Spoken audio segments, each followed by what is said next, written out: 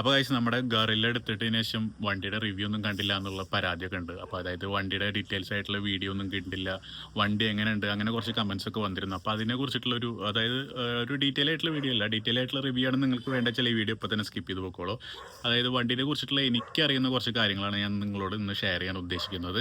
അപ്പോൾ വണ്ടി ഞാൻ ഏകദേശം ഒരു 200 സംതിങ് കിലോമീറ്റർ ഓടിച്ചിട്ടുണ്ട്. ആ 200 സംതിങ് കിലോമീറ്റർ ഓടിച്ചുള്ള ഒരു എക്സ്പീരിയൻസ്, പിന്നെ വണ്ടിനെ കുറിച്ചുള്ള കുറച്ച് കാര്യങ്ങൾ, അതൊക്കെയാണ് ഞാൻ ഇന്ന് നിങ്ങളോട് ഷെയർ ചെയ്യാൻ ഉദ്ദേശിക്കുന്നത്.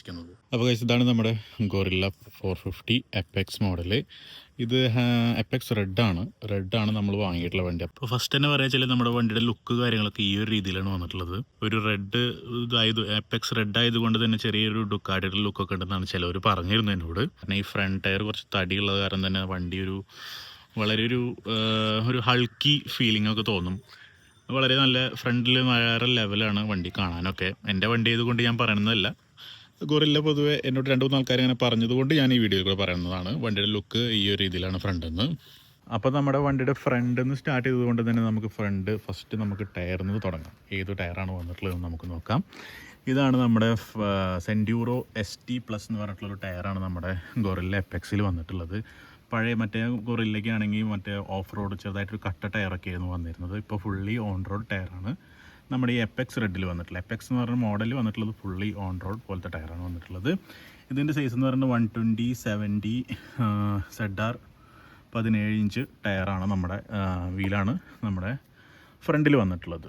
അതേപോലെ നമ്മൾ ബാക്കിലേക്ക് നോക്കുകയാണെങ്കിൽ സെയിം ഓൺ റോഡ് ടയർ, അത് നോക്കുകയാണെന്ന് വെച്ചിട്ട് ഇതിൻ്റെ സൈസ് നോക്കുകയാണെന്ന് വെച്ചാൽ 160 17 ഇഞ്ച് ടയറാണ് നമ്മുടെ ബാക്ക് ടയർ വന്നിട്ടുള്ളത്.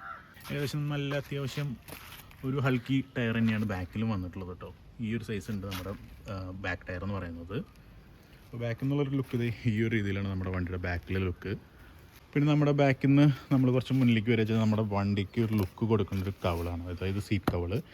ഈ സീറ്റ് കവളാണ് നമ്മുടെ വണ്ടിക്ക് വേറൊരു നെക്സ്റ്റ് ലെവലിലുള്ളൊരു ലുക്ക് വേറെ കൊടുക്കുന്നത്. അതായത് കണ്ടില്ലേ ഈ റെഡ്, അതായത് ഈ സീറ്റ് കവൾ എടുത്തു കഴിഞ്ഞാൽ ഈ വണ്ടിയുടെ ലുക്ക് അപ്പാടെ മാറി. ഫുള്ളൊരു ബ്ലാക്ക് കളറായിരിക്കും ഉണ്ടാവുക. അത് വലിയ രസമായിട്ട് തോന്നിയില്ല വണ്ടി. പിന്നെ ഇവിടെ നോക്കുകയാണെന്ന് വെച്ചാൽ നമ്മുടെ ഗറില്ല 450 റേറ്റുള്ള ബാഡ്ജിങ് കാണാം. പിന്നെ ഇവിടെ നോക്കുകയാണെന്ന് വെച്ചാൽ ഈ സെയിം എൻജിൻ തന്നെയാണ്, നമ്മുടെ ഹിമാലയനിലുള്ള സെയിം എൻജിനാണ് നമ്മുടെ ഗറില്ലയിലും വന്നിട്ടുള്ളത്. കാരണം എന്താ വെച്ചാൽ നമ്മുടെ സിജാസിൻ്റെ ഹിമാലയൻ നമ്മൾ കുറച്ച് നാൾ യൂസ് ചെയ്തിരുന്നു. ആ സെയിം എൻജിൻ തന്നെയാണ്. അതായത് ഹിമാലയൻ്റെ എൻജിൻ അവർ ബിൽഡ് ചെയ്യുന്ന ടൈമിൽ തന്നെയാണ് ഈ ഗറില്ലയുടെ എൻജിനും ബിൽഡ് ചെയ്തിട്ടുള്ളതാണ് ഞാൻ കേട്ടത്. അപ്പോൾ ഹിമാലയനിൽ വന്നിട്ടുള്ള സെയിം ഷെർപ്പ എൻജിൻ തന്നെയാണ് നമ്മുടെ ഗറില്ലയിലും വന്നിട്ടുള്ളത്. അതുകൊണ്ട് തന്നെ പവറിൻ്റെ കാര്യത്തിലൊന്നും യാതൊരു സംശയമില്ല, വേറെ ലെവലാണ്. എന്താ പറയുക, കിളി പോണ രീതിയിലുള്ള ഒരു പവർഫുള്ളായിട്ടുള്ള എൻജിൻ തന്നെയാണ് ഈ ഇരിക്കുന്നത്.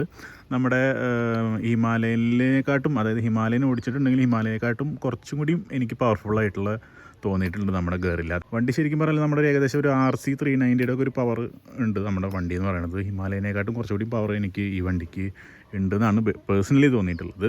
പിന്നെ നമ്മുടെ വണ്ടിയുടെ റണ്ണിങ് പീരീഡ് ആയതുകൊണ്ട് തന്നെ നമുക്ക് അങ്ങനെ ടോപ്പ് എൻഡും കാര്യങ്ങളൊന്നും നോക്കാൻ പറ്റിയിട്ടില്ല. അതെന്തായാലും നമ്മൾ നോക്കും. പിന്നെ നമ്മുടെ ഫോർക്കിനെ കുറിച്ച് പറയാൻ വെച്ചാൽ നമ്മുടെ ടെലിസ്കോപ്പിക് ഫോർക്കൊക്കെയാണ് നമ്മുടെ വണ്ടിക്ക് വന്നിട്ടുള്ളത്.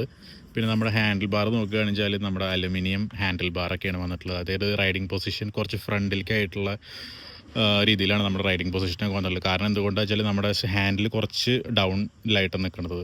നമ്മുടെ പഴയ കൊറിയയിലേക്ക് ഏകദേശം ഈ ഒരു ഹൈറ്റിൽ വരെ നമ്മുടെ ഹാൻഡിലിൻ്റെ പൊസിഷൻ വന്നിരുന്നു. നമ്മുടെ എപ്പെക്സ് വേരിയൻറ്റിൽ കുറച്ച് അടിയിലായിട്ട് ഈ ഒരു രീതിയിലൊക്കെയാണ് നമ്മുടെ ഹാൻഡിൽ ബാറിൻ്റെ പൊസിഷനൊക്കെ വന്നിട്ടുള്ളത് കേട്ടോ.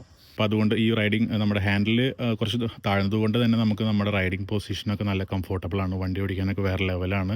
ശരിക്കും ഇത് എൻജോയ് ചെയ്യാൻ പറ്റുന്നൊരു മോട്ടോർ സൈക്കിളാണ്. ഹൈവേയിൽ നല്ല പൊളിക്കാൻ പറ്റുന്നൊരു വണ്ടിയും കൂടിയാണ്. പിന്നെ നമ്മുടെ ഫ്രണ്ടിലത്തെ ഹെഡ്ലൈറ്റൊക്കെ നോക്കുകയാണെന്ന് വെച്ചാൽ ഈ ഒരു രീതിയിലാണ് വന്നിട്ടുള്ളത്. കുഴപ്പമില്ലാത്ത പവർ ഉണ്ടെന്ന് തന്നെ പറയാൻ പറ്റുള്ളൂ. അതൊക്കെ മാരകമായിട്ടുള്ള പവർ എന്നൊന്നും പറയാൻ പറ്റില്ല, കുഴപ്പമില്ല എന്നുള്ളൊരു രീതിയിലുള്ള ഹെഡ്ലൈറ്റ് തന്നെയുള്ളൂ നമ്മുടെ ഈ ഗറില്ലയ്ക്ക് വന്നിട്ടുള്ള ഹെഡ്ലൈറ്റ് എന്ന് പറയുന്നത്. പിന്നെ നമ്മുടെ ഇൻഡിക്കേറ്ററൊക്കെ നോക്കുകയാണെന്ന് വെച്ചാൽ സെയിം നമ്മുടെ ഹിമാലയനിൽ വന്നിട്ടുള്ള പോലത്തെ LED ഇൻഡിക്കേറ്റേഴ്സൊക്കെയാണ് നമ്മുടെ വണ്ടിക്ക് വന്നിട്ടുള്ളത്. പിന്നെ നോക്കുക വെച്ചാൽ നമ്മുടെ ഹെഡ്ലൈറ്റിൻ്റെ മുകളിലേക്ക് വരികയാണെന്ന് വെച്ചാൽ നമുക്കൊരു കവറിങ് കാണാം അവിടെ. അതായത് നമ്മുടെ മീറ്ററും ഹെഡ്ലൈറ്റിൻ്റെ ഇടയിലായിട്ടൊരു കവറിങ്. ശരിക്കും ഈ ഒരു കവറിങ് കൊടുത്തത് നല്ല ഒരു ഭംഗി കൊടുക്കുന്നുണ്ട് വണ്ടിക്ക്.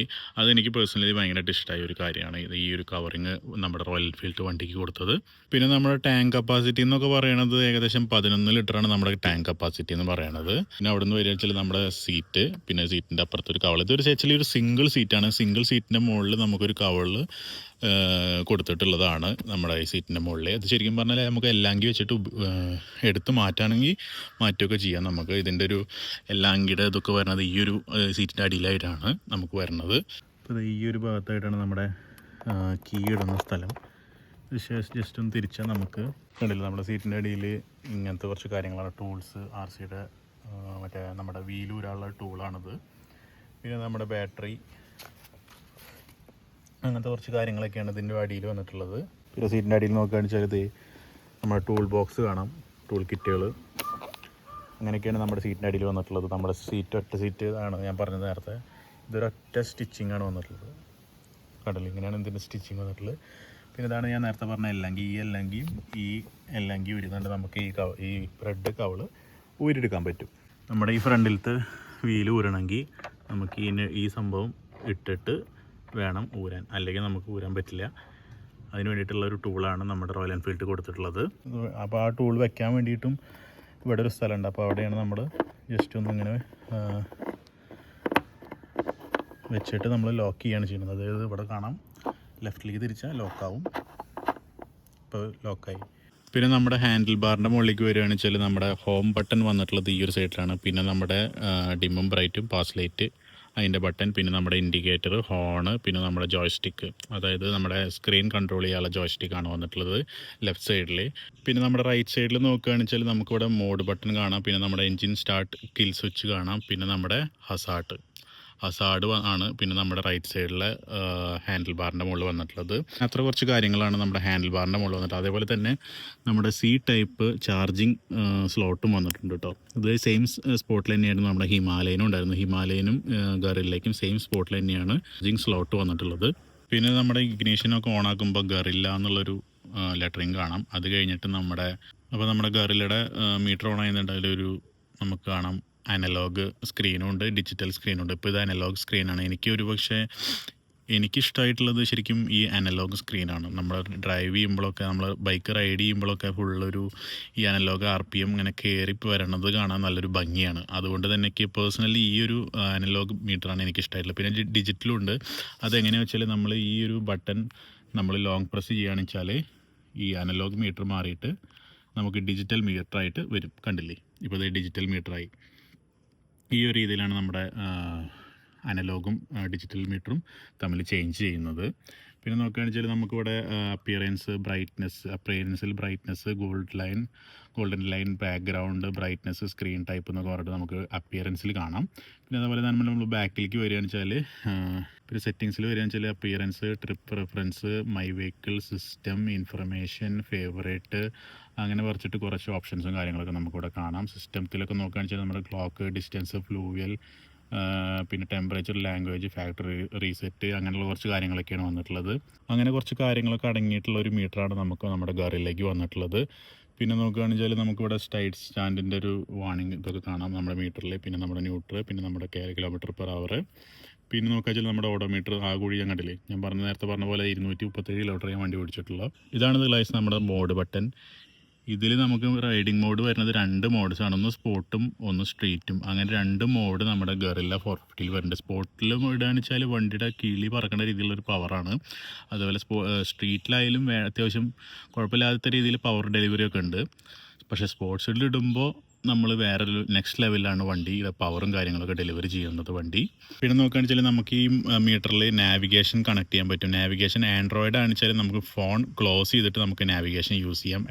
iOS ആണെങ്കിൽ നമുക്ക് ഫോൺ ഓപ്പൺ ആക്കിയിട്ട് തന്നെ പറ്റുള്ളൂ. നമ്മുടെ ഹിമാലയനിൽ മുന്നേ iOSലും ആൻഡ്രോയിഡിലും ഫോൺ ഓപ്പൺ ആക്കിയിട്ട് തന്നെ വെക്കണമായിരുന്നു. ഇപ്പോൾ ഉള്ളത് നമ്മുടെ ഗറില്ലയിലും അവർ ചേഞ്ച് വരുത്തിയുള്ളത് നമ്മുടെ ആൻഡ്രോയിഡിൽ നമുക്ക് ഫോൺ ക്ലോസ് ചെയ്തിട്ട് നമുക്ക് നാവിഗേഷൻ യൂസ് ചെയ്യാമെന്നുള്ളൊരു ഓപ്ഷൻ കൂടി നമ്മുടെ പുതിയ ഗറില്ലയിൽ വന്നിട്ടുണ്ട്. ഈ ഒരു രീതിയിലാണ് നമ്മുടെ ഇൻഡിക്കേറ്റേഴ്സും ബ്രേക്ക് ലൈറ്റും തമ്മിലുള്ള ഒരു ഇതെന്ന് പറയുന്നത്. ഇൻറ്റഗ്രൽ ആയതുകൊണ്ട് തന്നെ നമ്മുടെ ഇൻഡിക്കേറ്ററൊക്കെ കത്തുക ഈ ഒരു രീതിയിലാണ് നമ്മുടെ ഇൻഡിക്കേറ്ററൊക്കെ കത്തുന്നത്. സെയിം നമ്മുടെ ഹിമാലയനിൽ വന്നിട്ടുള്ള പോലെ തന്നെയാണ് നമ്മുടെ എപ്പെക്സ് റെഡിലും കമ്പനി കൊടുത്തിട്ടുള്ളത് ബ്രേക്ക് ലൈറ്റ് ഇൻറ്റഗ്രലായിട്ട്. പിന്നെ നമ്മുടെ ഡിസ്ക് പാഡൊക്കെ നോക്കുക വെച്ചാൽ ബേബ്രിയുടെ ഡിസ്ക് പാഡൊക്കെയാണ്, അതായത് ബ്രെംബോയുടെ ബേബ്രി ഡിസ്ക് പാഡൊക്കെയാണ് വന്നിട്ടുള്ളത്. പിന്നെ 4.5 mm ഡിസ്ക്കാണ് നമ്മുടെ ഫ്രണ്ടിൽ വന്നിട്ടുള്ളത്. പിന്നെ നോക്കുക നമ്മുടെ റേഡിയേറ്ററൊക്കെ വന്നിട്ടുള്ള ഈ ഒരു രീതിയിലാണ്. അത് പിന്നെ നമുക്കൊരു ചെറിയൊരു ഗാർഡ് പോലെ നമ്മുടെ കമ്പനി തന്നെ കൊടുക്കുന്നുണ്ട്, ചെറിയൊരു ഗാർഡ് പോലെ. പിന്നെ കഴിച്ച് നമ്മളൊരു കാര്യം കൂടി പറയാൻ പറഞ്ഞു, നമ്മുടെ എഞ്ചിനെ കുറിച്ചിട്ട് ഒരു കാര്യം കൂടി പറഞ്ഞു. നമ്മുടെ എഞ്ചിൻ കുറച്ച് ചൂടനാണ്. അതായത് നമ്മൾ ട്രാഫിക്കിലൊക്കെ പോയി പെട്ട് കഴിഞ്ഞാൽ നമ്മുടെ വണ്ടിക്ക് കുറച്ച്, അതായത് നമ്മൾ ജീനും ഷൂ ഒന്നും ഇടാണ്ട് വണ്ടി ഓടിച്ച് കഴിഞ്ഞാൽ കാലിൻ്റെ മുകളിലത്തെ മുടിയൊക്കെ കരിഞ്ഞു പോവും, നല്ല ഹീറ്റ് തള്ളുന്നുണ്ട്. അങ്ങനത്തെ ഒരു എഞ്ചിൻ കൂടിയാണ് നമ്മുടെ 450യുടെ ഗറില്ല 450യുടെ എഞ്ചിൻ വന്നിട്ടുള്ളത്. അപ്പോൾ നമ്മുടെ C800ൻ്റെ അത്രയ്ക്ക് ചൂടില്ലെങ്കിലും ഏകദേശം കുറച്ച് ചൂടുണ്ട്. പിന്നെ CBR എൻ്റെ CBR അത്രയ്ക്ക് ചൂടുണ്ടായിരുന്നില്ല. പക്ഷേ CBRനെക്കാട്ടൊക്കെ നല്ല ചൂടുള്ളൊരു എഞ്ചിൻ തന്നെയാണ് നമ്മുടെ ഈ 450 ഗറില്ല 450യിൽ ഇരിക്കുന്നത്.